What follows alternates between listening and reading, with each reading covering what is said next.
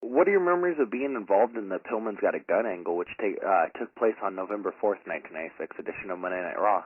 Can't believe that it was that long ago, and it still feels, like it was, yesterday in some regards. It was a lot of fun. It was kind of sad in one respect because I think Brian was very concerned about his future, physically, his physical future. He had to have a second round of surgeries on a leg that was supposed to have been healed, even though it was in a horrific accident. I think Brian was very concerned about his own career, his own mortality, and that was sort of what really brought out the best, I think, in all of that. Here's a man who has nothing else to lose, who is backed into a corner, who is basically defenseless, and has somebody who is continuing to pursue him and attack him, this time in his own home. And Brian Pillman did what any man would do in a situation like that to defend himself and his family.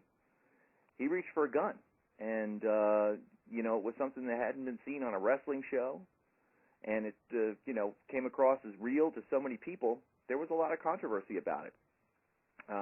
It was fun to be a part of. It was very energizing.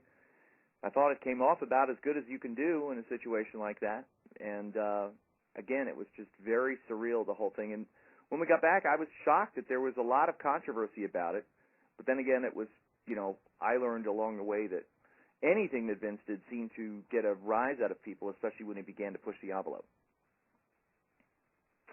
What's your fondest memory or road story of being with Brian? Well, I didn't really travel with Brian, but again, when I saw him, every time I saw him, it was always, he'd always keep you on your toes mentally. He'd have something to say. Again, it was always, I wish I had seen him physically and gotten to know him before a lot of his time and energy was preoccupied with his recovery and his rehab from his injuries in that car accident. He's a phenomenal athlete, that's for sure, and was a very good guy, a lot like Raven in that same regard.